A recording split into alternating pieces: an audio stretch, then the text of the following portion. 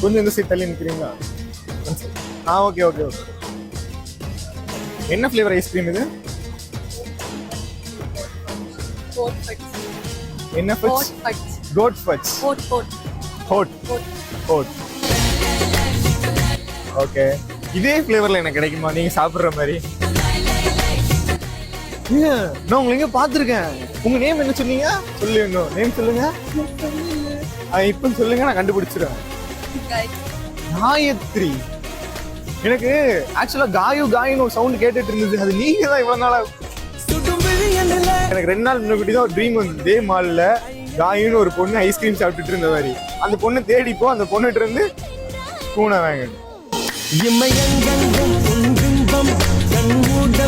ஐயோ இதரங்கம் உன் இன்பம் வாய் பேசவில்லை.